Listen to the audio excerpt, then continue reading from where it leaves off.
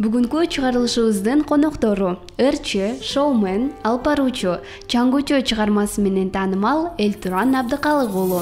Мен өзүңдөн бакыт табамын. Бир өзүңдү. Жана ырчы аткаруучу Ханзада Каримова. Сен көзүмө көлүп карайсың. Мен жалындап күйүп жанамын. Саламатсыздарбы, кызман күнүңүздөр менен, урматтуу телекөрүүчүлөр жана достор.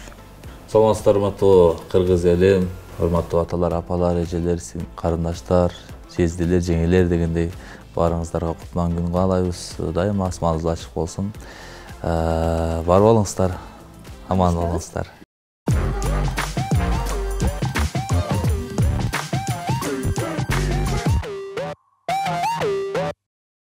Мектепти бүтүргөнүңүздөргө канча жыл болду? Мен бүтүргөнүмө 10 жыл болуп калды. Өзгөн району Мырзаке айылында Мамат Нурбаев атындагы орто мектепте бүтүргөн. Ал эми мен 11 жыл болду бүтүргөнүмө. Өзгөн району Семизкөл деген айылында Насирдин Канизаров, номер 16 Насирдин Канизаров атындагы орто мектепте окуучулук кездерим өткөн. Кайсыл сабактардан кыйналдыңыздар? Мен мектепте окуп жүргөндө андан тышкары музыкалык мектепке барат болчумун. Комуз, гитара, фортепиано башка аспаптарга. Андан кийин мен көбүнчө мектеп учурунда ошо музыка жаатын аябай көбүрөөк басым жасадым. Мен үчүн химия сабагы кичине кыйыныраак болду окшойт. Аракет кылгам, албетте. Ал эми мага бардык эле сабак кыйын болчу деп. Чын ачыгын айтайын, мен көп эле сабактардан кыйын окуган эмесмин. Эми кыйналган аябай эле көп. Анан билем, азыр ошол сабактардан бир азыраак эле эсимде калды го дейм. Мектепти бүтүргөндө жалпы республикалык тестирлөөнү тапшырдыңыздарбы? Канча балл алдыңыздар эле? Мен 121. Негизи мен консерваторияга тапшыргам, ал жерде балл каралбайт экен, бирок тесттен орто тапшыргам. Мен болсо орто тапшырган эмесмин. Тапшырбай эле. Искусство факультетине Ош мамлекеттик университетине тапшыргам. Бул жерге дагы орто керек эмес өзү. Билип туруп эле орто тапшырган эмес, мен искусство тапшырам деп элечи. Ошол. Мектеп учурунда алган билимиңиздер канчалык деңгээлде эсиңиздерде калды? Анан мугалимдер эсиңиздерде барбы негизи?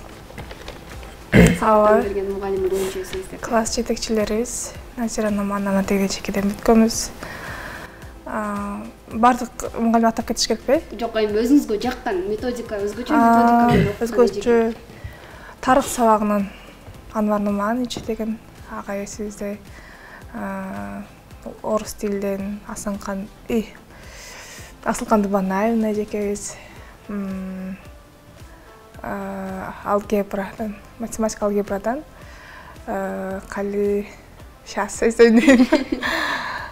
Калиман Бекетаевна эжекелерибиз. Негизи эстеп жүрөсүзбү эжекелериңизди? Раматул эжеке өтүп кетти, бирок эстеп жүрөбүз албетте. Көргөндө учурашып. Мен бардык эжекелердин агайлардын аттарын билем, тааныйм. Анан бизде эми айыл кичинекей да. Семизкөл деген айылда аябай кичинекей айыл, эми ошо бардыгын бири-бирибизди тааныйбыз. Анан бизде жанагындай фамилиялардан айткан нерсе жок эле. Мисалы атынан айтып эле чакырат элек да. Биз айылда мектеп байланыштуу, эмне тааныганга байланыштуу. Эң бизде Сыргытаев Дүйшөн деген агайым бар. Тарых сабагынан берет. Берчү эле азыр пенсияда. Ушул агайыбыздын түшүндүргөнү абдан, мисалы мына куюп коет эле да. Негизди ачып туруп эле куюп коет эле, бирок бир күндөн кийин кайрадан татылык сабакка. Анан эжекелерибиз, агайларыбыз абдан көп. Абдыгул агайыбыз бар эле, бар дагы деле Кадыш эжекебиз математикадан берет. Алтын эжеке. Биринчи бөлүм мектеп жана мен деп аталат. Бул бөлүмдө келген коноктордун мектеп кезинде алган билими текшерилет. Суроолорго жооп бере албаган конок өзү тууралуу өзгөчө фактылар менен бөлүшөт.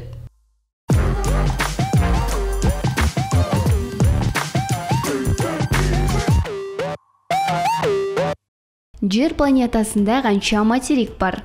7. 6. 6.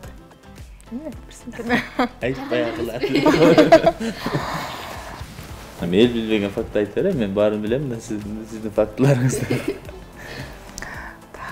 Монун айт деп жардам берип койбойсуң. Жардам берип койсоң ба? Ha. Жакшы жагын айтсың биринчи. Жакшы жагын айтайын да, ошону айтайын да.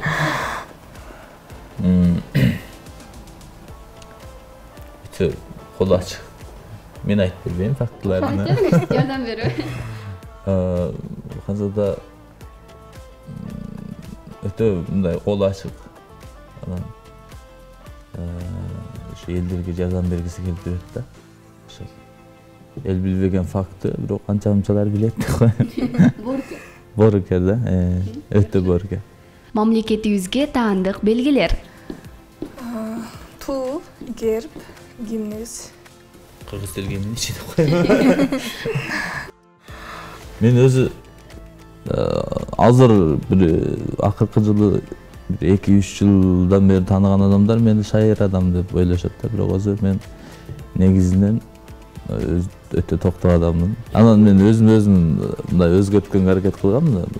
Мисалы университетке, факультетке тапшыргандан бери өзгөрттүм да, өзү төпкөлөгүм ошо серьезный адам, өтө серьезный. Мен анча-мынча нерсеге күлбөйт дагы болчумун. Анча-мынча адамдар менен сүйлөшпөйт дагы болчумун. Ошол эң эл унутуп калган факт ошол. Менделеевдин мезгилдик таблицасында канча элемент бар?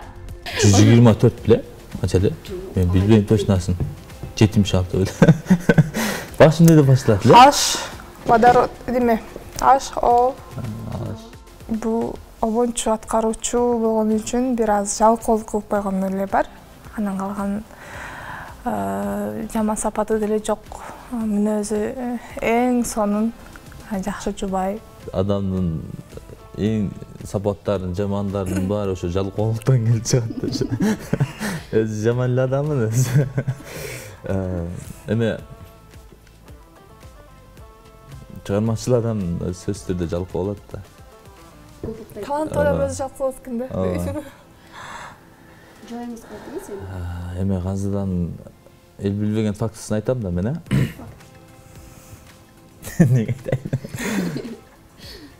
Жаман сапатын. Ошо немени? Жаман сапатын айтып бер. Жаман сапатын айтайын. Болсун. Жок, аябай шашып жүрөт дайыма. Ошол сапаты. Жеңи жок акындын өз аты жөнү. Өтө. Өтө көкөгүл.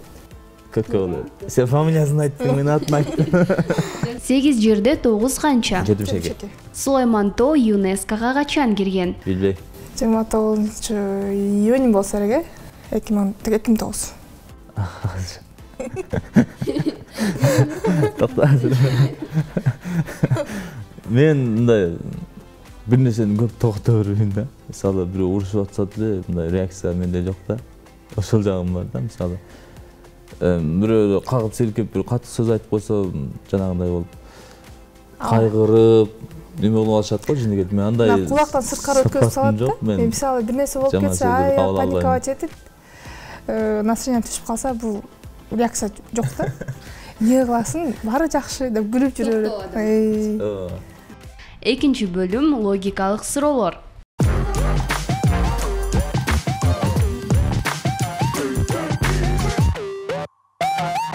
Капкандагы бекер сыр кайсыл чычканга буйрат?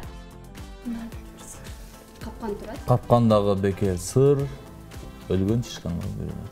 Ал өлүп калды да жебейт да аны. Буйрбай калат да. Экинчисине буйрат экен. Биринчиси келип, Ошол экинчисине буйрат, экинчи чычканга буйрат. Кайсыл жолдон басууга болбойт? Саманчын жолун басым келет. Саманчын жолун. Мен деле билем.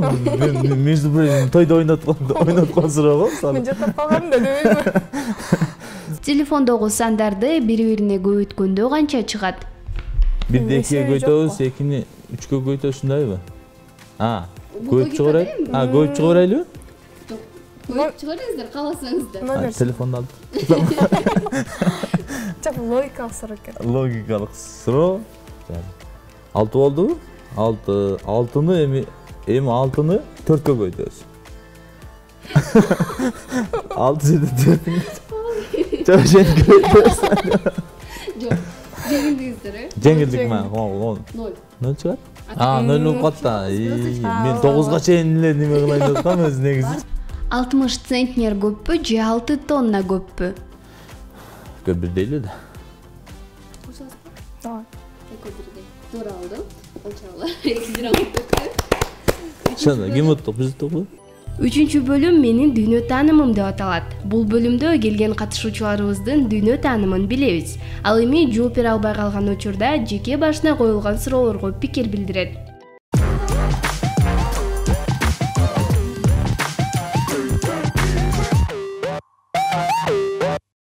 Асман алдындагы эл деп кайсыл мамлекетти айтышат? Кыргыздарды айтат. Неге? Эми биз асмандын астында жашап атабыз го, туура. Биз тоолуу аймак болгон үчүн Асман алдындагы эл деп немени айтабы да. Теңир толуктарды айтат да. Жок, бунун значениясына макалдардын мааниси болот го. Ошондой эле смал айтылган сөз да. Асман алдындагы эл деп кайсыл мамлекетти атайбыз? Асман алдындагы эл деп мен ошо Кыргызстанды эле айтам. Мен үчүн дебейсиз. Ооба, мен үчүн.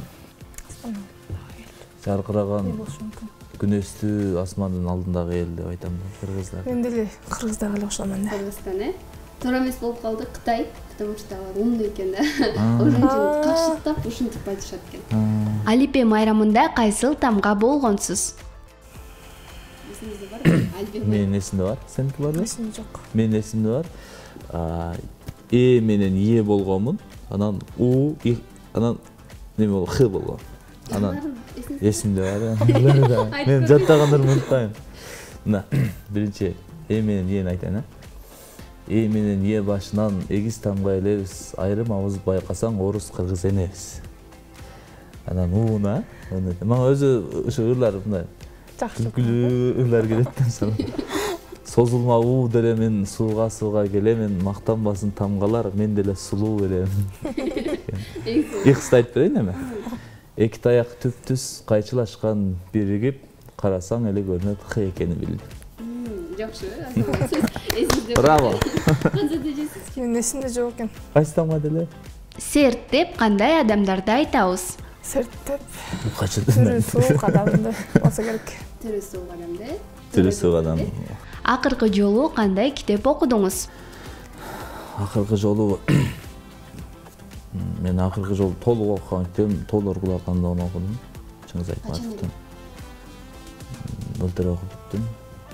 Толук окугам да. Азыр эми жартылай баштаган китептерим бар. Айта бериңиз. Ант окудум. Нуржигит Кадырбековдун Ант деген китебин. Анан калгандары эми баягы ыр китептер. Китеп окуп турасыз? Ооба, сөзсүз түрдө окуп турбасаң болбойт. Эми өзүң мисалы акылыңын немесине керек да сөзсүз түрдө окуп алсаң. Один дома тасмасындагы башкы каармандын кинодогу аты ким? Кевин фамилиясы Маккавистер. Мен мисалы биз ошо окуучулук кезибизде чыккан кино, анан ар жаңы жылга чейин, жаңы жыл болуп аткан мезгилде бериши сөзсүз түрдө. Мен керек болсо ар мисалы кинонун башынан аягына чейин жактап да калгам. Кандай болот, ооба. Аз деле көрөм. Анча-мынча. Мектеп кезин сагынасызбы? Мектеп кезин албетте сагынам. Мектептин доору башка. Анан мектепке эгер кайтсам, мен ошол эле мезгилге эле эч нерсени деле өзгөртпөйт болчумун. 9 классыман баштап маданият министри болдум. Өкүнбөйм, ошол. Жакшы окугансыз. 4-5. Эң сейрек кездешкен кантуу? 4-группа болсо керек. Алтын балык кармап алсаңыз эмнени сурамаксыз? Көп нерсе сурайт элем. Бир эле нерсе сураш керек да тура. Үч тилегим да. Мындай узун кайкалышкан нерсе дейм. Биринчи эми дүйнөгө мындай ден соолук сурайт элем. Эми азыр ден соолук керек болуп атат. Баарыбыз эми мисалы былтырлар көрдүк го.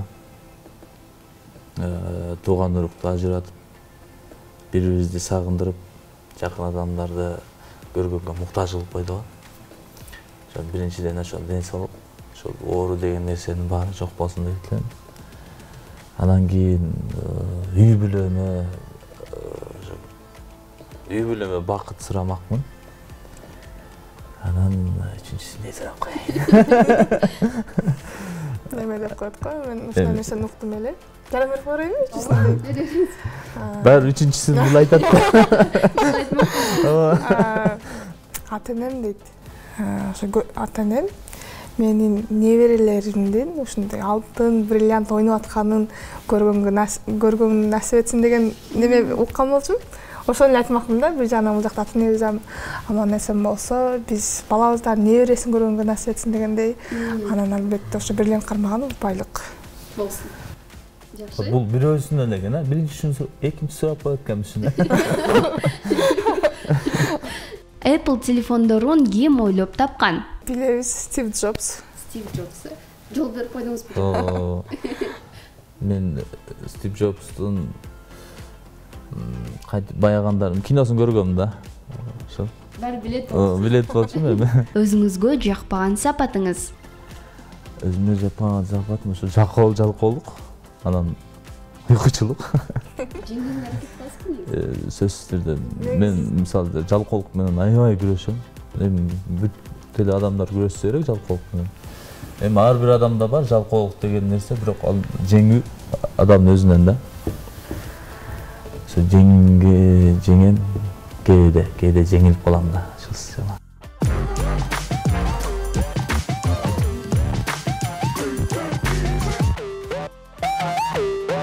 Суроолорубуз аяктады. Келип катышып бергениңиздер үчүн ыраазычылык билдиребиз. Мектеп кезин эсиңиздерге сала алдыкпы? Деги эле суроолорубуз копулуңуздарга толдубу? Суроолор копулума толду, бирок мен мындай суроолорду берет деп ойлогон эмесмин. Тиги алгебралардан берип, анан ошол мектептеги предметтерден айтса берсе керек деп ойлоп, бир аз даярданып келгемин өзүчө.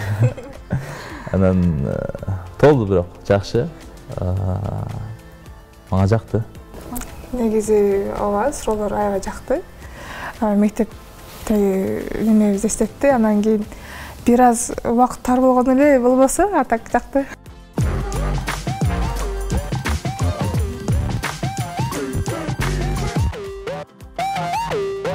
Өсүп келе жаткан келечек муунга кандай кеңеш берет элеңиздер? Келечек алдыда азыртан эмгектенгиле, максат койгула, анан максатты дагы жөн эле мечта болуп калып кетпестен, өзүңүздөргө ар бир окуучуга дейбизби, ар бир адамга дейбизби, өзүңөрдү дневник колдонууга аракет кылгыла. Ошо. Окуучулардан эң корккон жерин билем да мен. Билсе дагы уялып олтура берет да, кол көтөрбөйчү. Ошол эң жаман сапат. Бүт Кыргызстандын жаштарына айтам, окуучу досторго билбесеңиздер дагы кол көтөрүп айтканга аракет кылыңыздар. Ошондо сиз балким ошол суроону билесиз, тартынып эле отура берген болосуз да. Мисалы, билбесеңиз дагы мен билем деп кол көтөрүп айтып, анан эгерде билбей кала турган болсоңуздар, ага эчекеңиздер эч качан урушпайт сиздерге ошол кайрадан туура жоопту кайра сиздерге айтып бериши мүмкүн. Аны кайра билип аласыздар. Анан тартынуу деген сапат аябай кандай жаман сапат. Тартынчаак болбоңуздар, дайыма алдыга умтулганга аракет кылыңыздар. Ошол келечек сиздердин колуңуздарда. Татыктуу билим алып, Кыргызстанды алга сүрөш, Кыргызстанды дүйнөгө таанытыш сиздердин жана биздин колубузда.